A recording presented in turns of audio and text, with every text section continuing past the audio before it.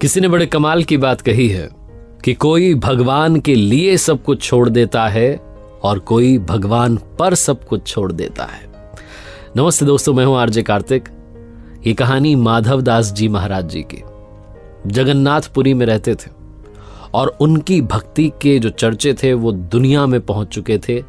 इतनी ज्यादा भक्ति करते थे, वो किसी से ज्यादा मिलते जुलते नहीं थे। वो कहते थे कि मैं हूं सिर्फ प्रभु का और प्रभु मेरे हैं, मुझे किसी और की आवश्यकता नहीं है।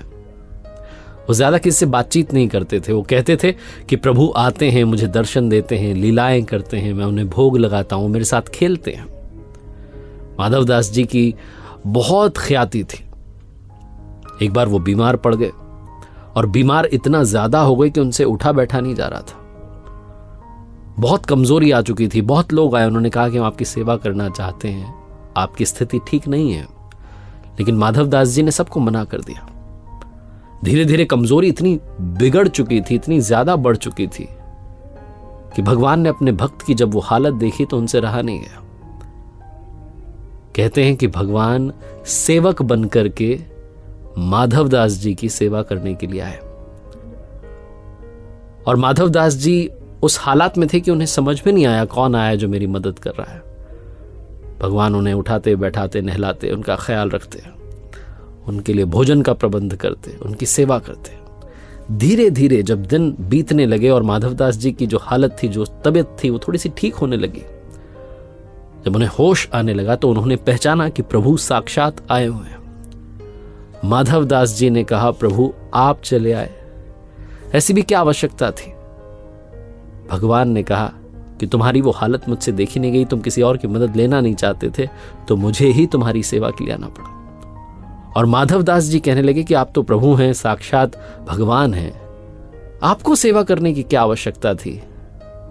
आप तो मेरी ये जो बीमारी है, जो मेरा रोग है, इसको ऐसे ही गायब कर सकते थे। भगवान कहते हैं कि तुम्हारा प्रारब्ध था। प्रारब्ध का मतलब पूर्व संस्कार थे, तुम्हारा भोग था, भोगना तो पड़ेगा, तुम्हारे कर्म थे, उसका फल है।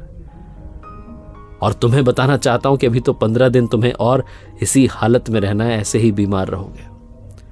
माधव दास जी ने हाथ जोड़ लिए, कहने लगे, प्रभु अब मुझसे रहा नहीं जाता, मैं ऐसे रह नहीं सकता, मुझे बहुत कमजोरी लगता है, प्राण छूट जाएंगे, ये बीमारी सही नहीं जाती। कहते हैं कि भगवान ने अपने भक्त की वो जो बीमारी के 15 दिन थे बचे हुए, वो खुद ले लिए। उन्होंने कहा, मैं बीमार रहूंगा, तुम स्वस्थ हो जाओ। ये तो बात हो गई भक्त के लिए भगवान के प्रेम की।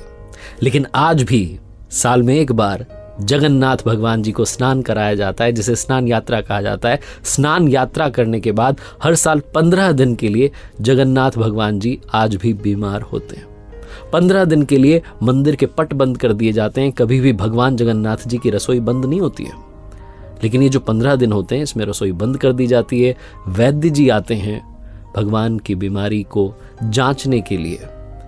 भगवान को जो भोग लगाया जाता है वो काढ़े का भोग लगाया जाता है, आयुर्वेदिक भोग लगाया जाता है, फलों का रस उन्हें जो है चढ़ाया जाता है, छेना का भोग लगाया जाता है, सोने से पहले मीठा दूध जो है वो अर्पित किया जाता है।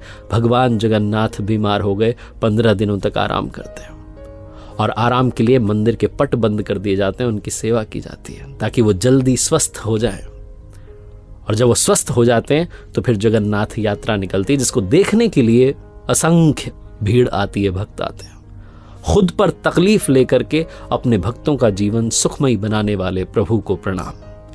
अगर आपकी भक्ति में शक्ति है तो वो आएंगे भी, मदद भी करेंगे और अपना प्रेम भी आप तक पहुंचाएंगे।